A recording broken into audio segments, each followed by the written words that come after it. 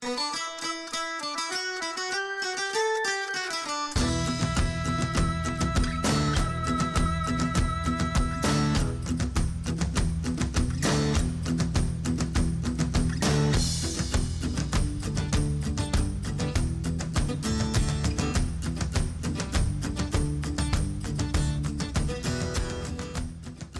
do you think, Ivy?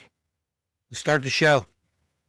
What's up, everyone? Welcome back to Diarrhea of a Madman, Volume 4, my fourth fucking load.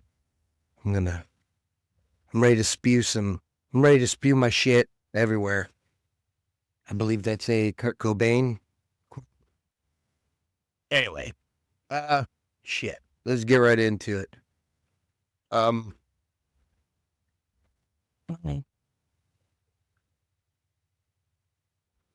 First thing, turn talkers. If you know that term, you already know what the fuck I'm talking about. But if you don't, turn talkers are the people that are behind the wheel of automobiles, and they wait. You know what? Before I get into that, I'm a bit upset, a bit angry. I think is what we're going to call that. Ivy, she's here with me because my dog, my oldest dog, Boba, is I mean, he's old, but it turns out that in his old age, he has developed a fear of wind inside the house. It pisses me off because he shakes and like follows me around. And I mean, he follows me around anyway, but like he's just amped at a level that he shouldn't be. He's scared.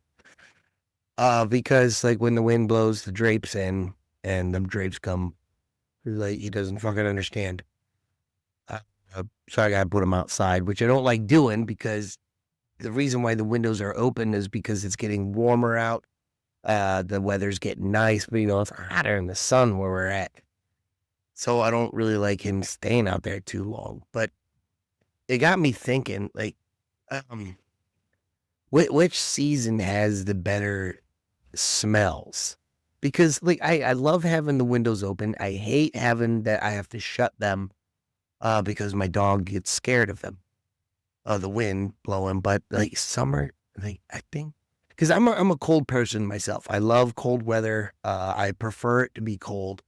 I'm a firm believer that you can always move around. You can always put more on to get warm or stay warm. But I mean, the heat. I mean, you can only go so far, and maybe a little of it is because I spent so much time in the desert, like as a soldier, you can only take off so much in like fucking triple digit weather. So it just, to me, the heat, like, yeah, again, you can only take off so much. I get burned easily. God, I'm crying about it now. But, anyway, back to the smells thing. I think I like the fact that, I like summer smells better. I hate the heat, but summer smells way better than winter. And I only say that because summertime has a multitude of smells. There's grilling, for one. I mean, fuck, who doesn't love that smell? And there's like suntan lotion, if you've ever like, if your first ever like hook up or whatever was with some girl in a bathing suit and you remember that smell, that's something. I believe that there's a lot more summertime memories and a lot more nostalgia behind summer smells than winter smells. Because winter smells, what do you get? You got wood burning. And that's about it. Because if you're in a really good winter place, your air is like fucking clean and it just smells like nothing. It's one of those like those atmospheres that you understand that like, holy shit, the air is fucking clean where I'm at. Like I'm breathing in clean air. So yeah, summer smells get the nod over cold smells. And if I sound different, it's because I don't know what the fuck is going on. I think I was cheering too much during the Kentucky Derby. Dead start. How long have I been going? 3 minutes, call it. I won.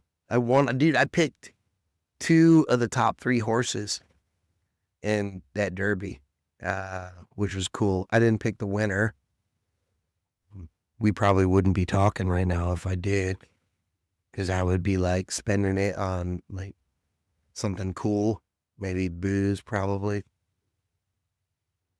Anyway, I've been doing pretty good lately with predicting shit. I was hitting on a lot of the last round of the NHL playoffs. This new one's going to be a little bit tougher because the matchups are, I think, they're a little bit, they're one-sided.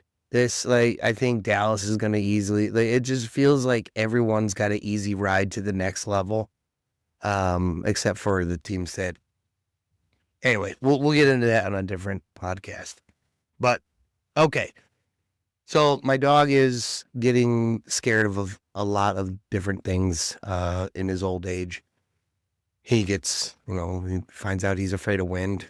I'm getting older. I'm afraid of flying. What the hell is that about? Anyway, back to what I was originally saying. Turn talkers. You're not good drivers. I don't care what the fuck you say.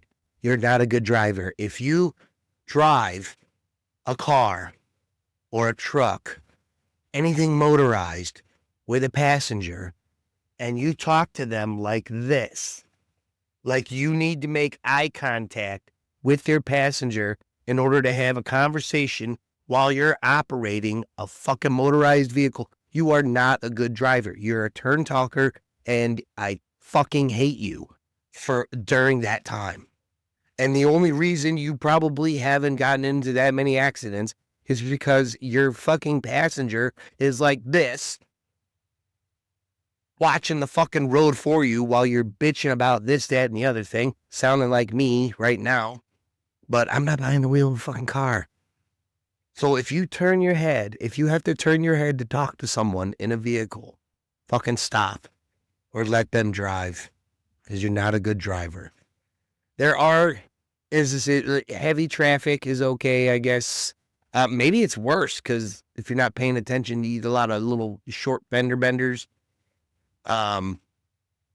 It's almost the same as like texting. It might as well be, because texting while you're driving takes your eyes off the road. That's the most dangerous thing about it. It doesn't matter how quickly you are at texting.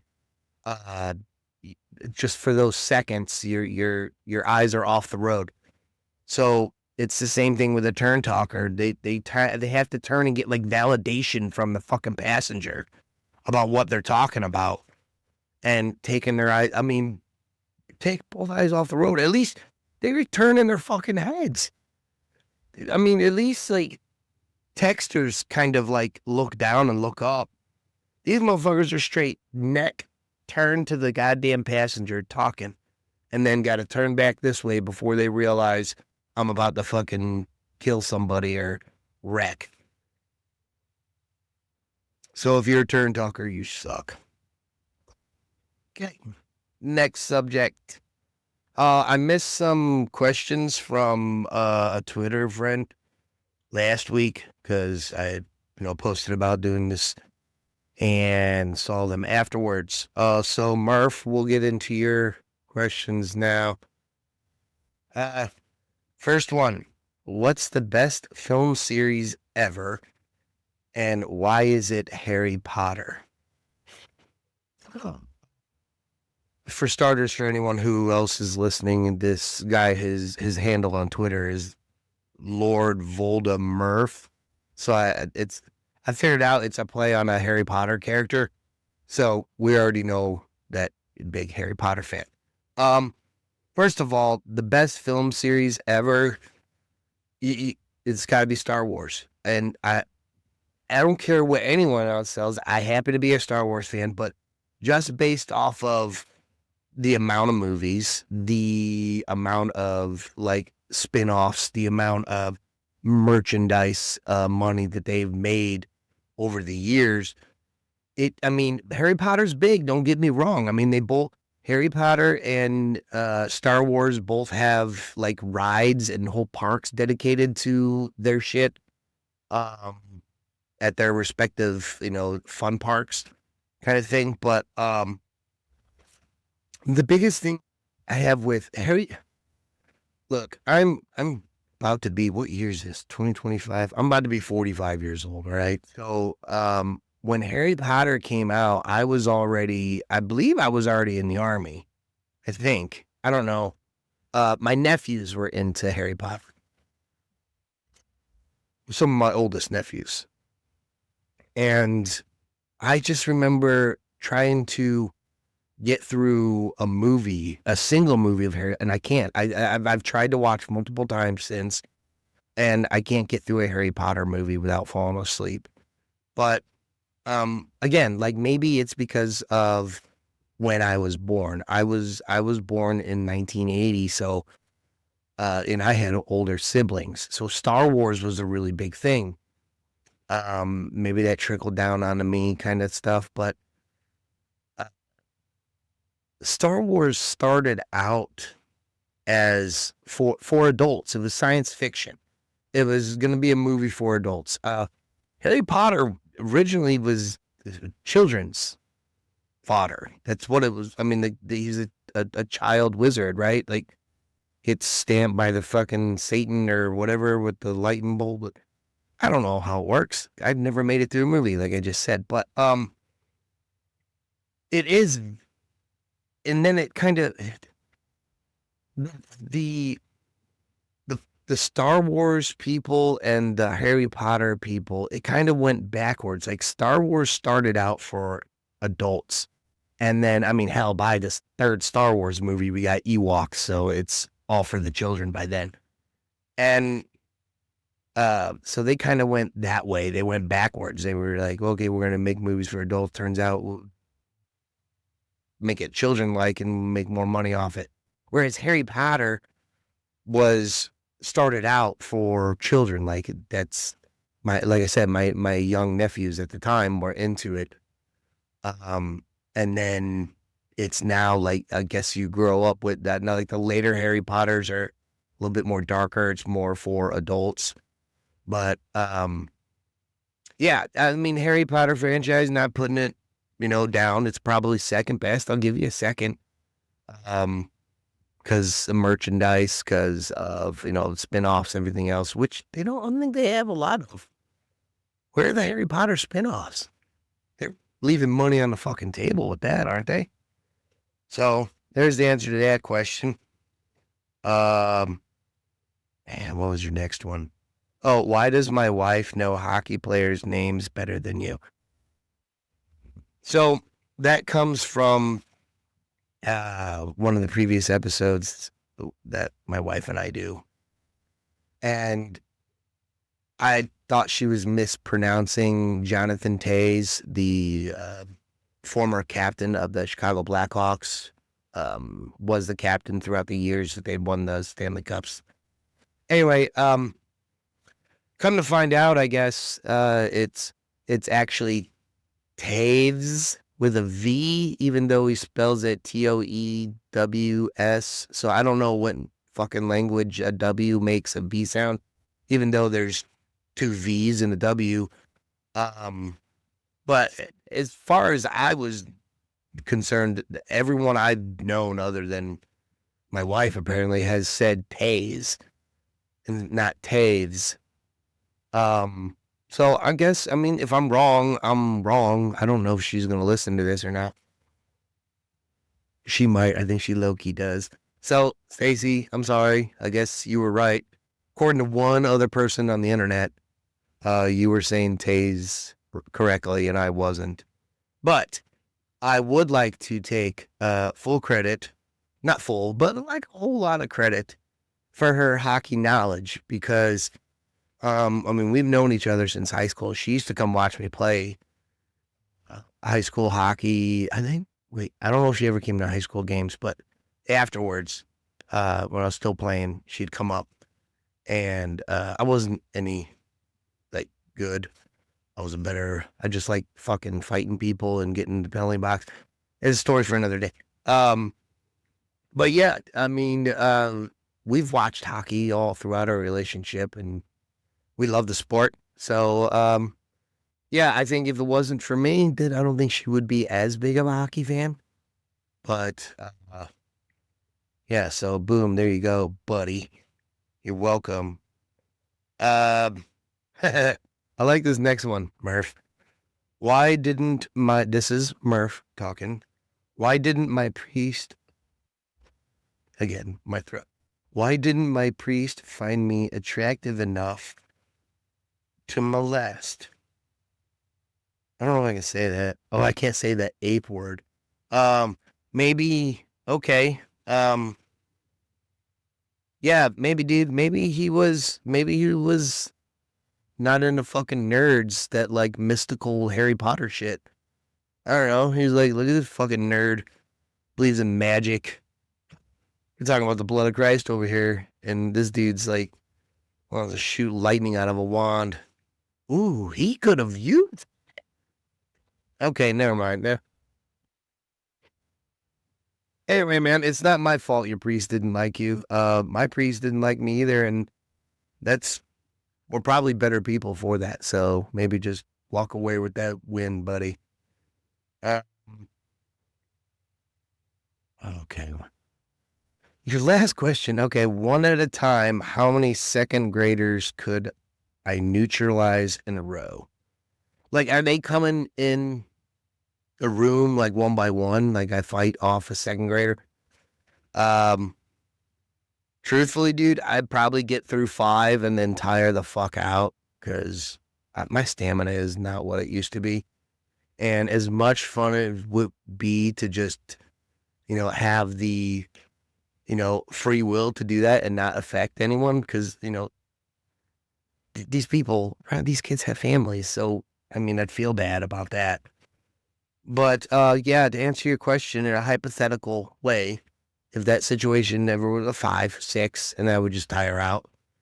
And I don't think they would be able to, like, kill me, but yeah, if the game was just how many could I get and then the game stops, I'd tire out 5 or 6, easy. Yeah. Okay. That's weird. Let's move on to today is Cinco de Mayo. That means people are getting drunk in America.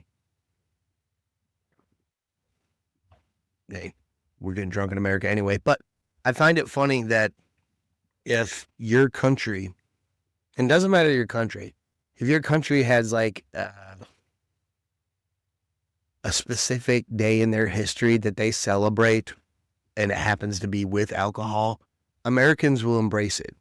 And example, Cinco de Mayo. It's a purely Mexican fucking holiday, right? It's like really their Independence Day. It's like it's like a war, a battle that they won between somebody else.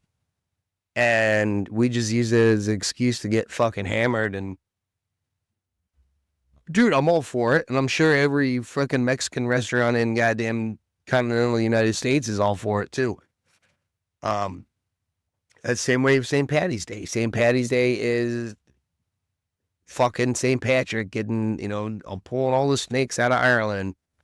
There are no snakes in Ireland. Whatever. It's a reason to get fucking hammered. So, then you got that. So everyone in America fucking celebrates. And if you go to foreign countries, and I've been to a couple in my lifetime, they have celebrations for like St. Patty's Day or St. Patty's Day bigger than Cinco de Mayo. And it's probably because Mexicans don't travel well abroad. They usually just stick to like, just crossing on the same continent. Anyway, that was a joke. It's all tailored to Americans. So if you're in Korea and there's like a St. Patty's Day party or a Cinco de Mayo, it's usually like on a base or somewhere. It's tailored to bring the Americans looking to celebrate that. You're not going to find like straight up locals in like Korea partying and not as much as you would in America. So anyway, happy Cinco de Mayo.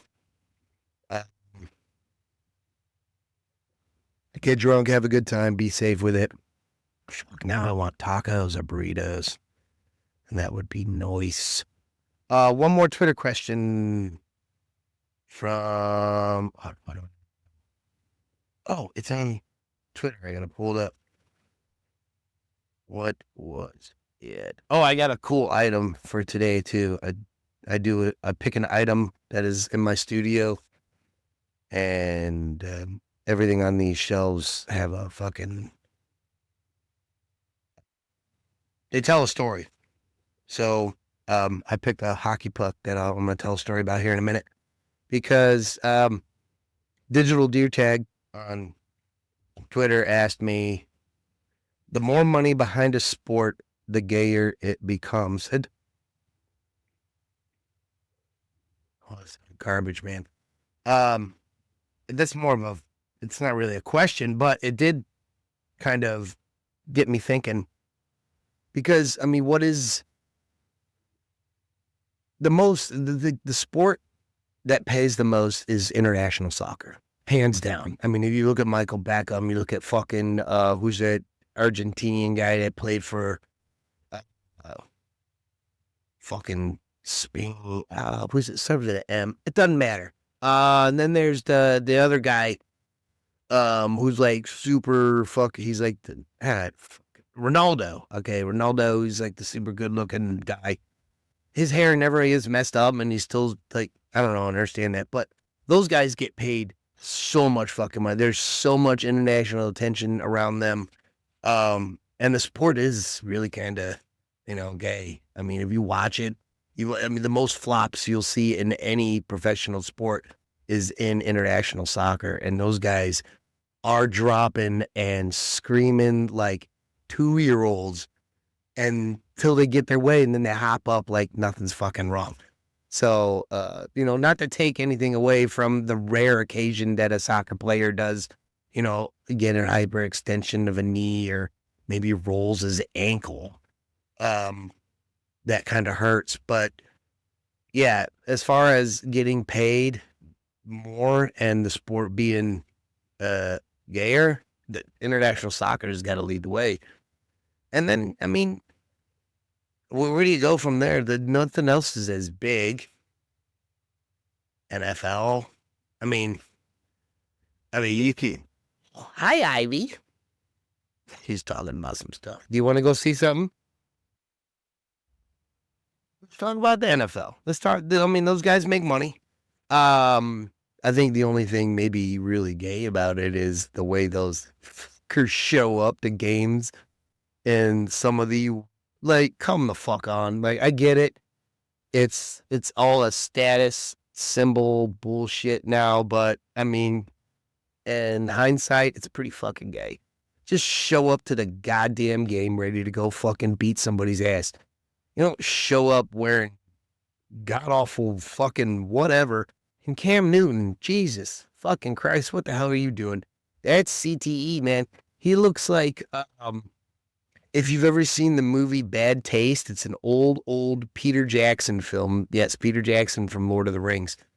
He and his buddies did a movie when they were in college called Bad Taste, and there's like these aliens. And at one point, Peter Jackson has to hold his head, his brains in, with a top hat, and he has the hat on, and he like wraps a scarf around his head too to hold that on there. That's what Cam Newton reminds me of every time I see him on fucking camera. So I think the next gayest sport would be the NFL, in that sense that they take a very high fashion, and then NBA is right behind it because they're kind of the same way as far as fashion wise, but they're more flopping. Yeah, maybe NBA. Yeah. Talking this out in my brain is, yeah. So I mean, but I think the fashion is more prominent in the NFL than it is in the NBA. So I think the NFL gets second gayest. Right behind them is NBA. Shit, do we include women's sports? I don't think that's, because those are all pretty gay. All of them, actually, and most of the athletes. Not to say it's a bad thing. It's just I'm answering a fucking question here. So yeah, more money behind it, and then hockey. I mean, hockey players, they make good money. They don't make contract money like the NBA and NFL guys, unless you're like really really good. I think on average, I think the higher or league minimum is higher in NFL.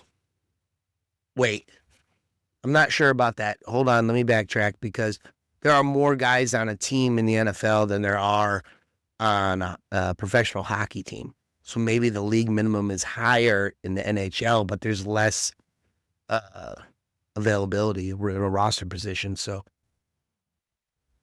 could be why they pay more. I'm not gonna fucking look it up right now because if I activate my phone anymore, it causes static, and I'm already gonna have to edit this. And you can see me now celebrating. So I don't want to make anything any harder for me. Let's get into the last topic. Yeah, I'm about there. This here. If you're just listening only, I am holding a plastic fucking like old school like the hockey puck holder, but this puck is got hockey tape on it and signed by pretty much the entire starting line of the 1998 Boston Bruins. I met them 1998, of course. There was an exhibition game that they were doing preseason against the St. Louis Blues in Oklahoma City, Oklahoma. That's where I graduated. That's where I was at the time. So, played hockey down there, whatever. So, friend of a friend who was like a driver or some shit and called up my friend and was like, dude, the entire fucking Boston Bruins team is down here at this bar called the Varsity in downtown Oklahoma City. Excuse me. So my friend calls me and I get in my piece of shit. I have a 1979 Ford Mustang. It looked like somebody set it on fire and put it out with a sledgehammer. An actual rag for a gas cap. I could not fill the tank over 3/4 because every time I'd take a left turn, fucking gas would spill out. Yeah. Fucking love that car. It's a V6 though. So like that fucking thing ran. And it like didn't even have it had like the Humvee rims, like just solid black fucking just metal things there. There was no hubcap or anything.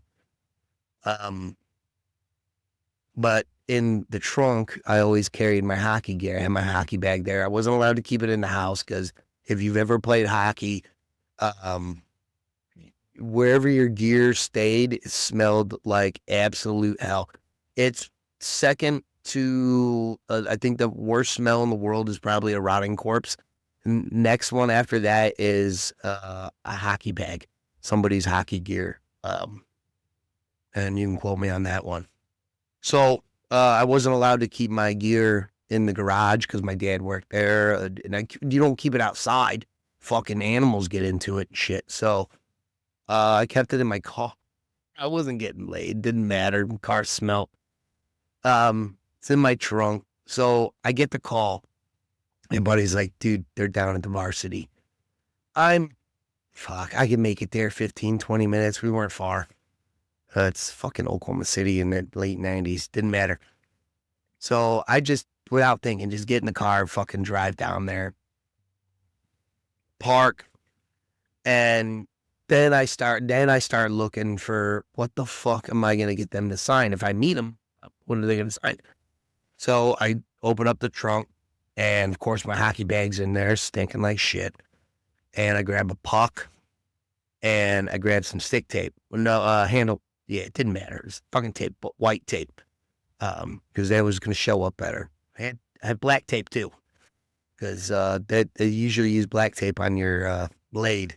Because I was told once that it hides the puck a little bit better if you use black tape on your blade as opposed to white tape. Because it's a black hockey puck. Anyway,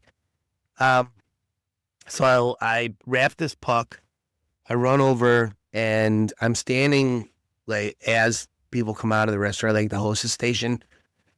And my buddy, like, I'm standing, a couple of my, like, I don't even think my buddy showed up. Wait, two of them may have. But one of them sent his mom with Ray Bork fucking playing cards in the plastic. Phil Isaacs, dude. I know. I was hanging out with your ma in the fucking hostess station while she got your goddamn Ray Bork goddamn cards signed. So, yeah, we were sitting there, and as they were coming through, she kept on, nudging me. Like, is that one? Is that one? Just making sure, like, to check with me. And then we're getting all their autographs. And yeah, so I got Ray Bork. I got Joe Thornton. Joe Thornton's a rookie. He was drafted by the Boston Bruins that year. This is before he had ever stepped on professional ice in a actual game. He played, I think, a couple preseason games before that. But yeah, Joe Thornton's on here. That's him right there, actually. Jim the Net Detective Carey, if you remember him. I think Sergei Samsonov might be on here.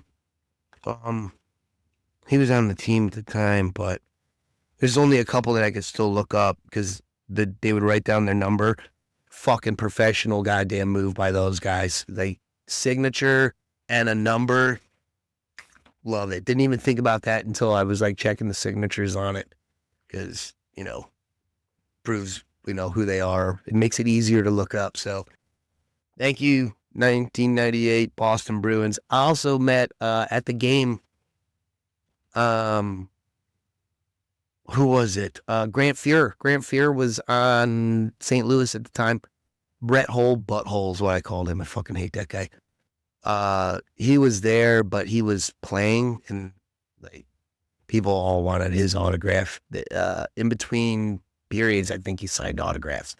But me and a couple of my buddies, dude, were looking around. We spotted fucking Grant Fuhr up in the nosebleeds with a couple of other dudes.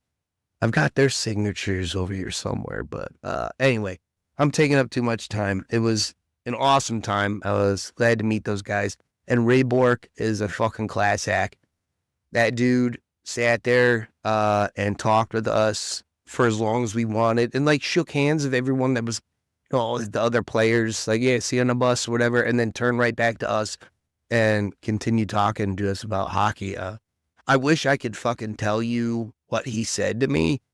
But I was just in awe of the man. And I just know I was sitting there talking to Ray Bork. It was like, Peanuts, Charlie Brown, the wall, Mike. I'm standing here with Ray Bork. Yeah, but I mean, it was like 18 at the time, 17. So anyway, thanks for watching Diarrhea of a Madman. Like, comment, subscribe. And we'll see you next week. Deuces.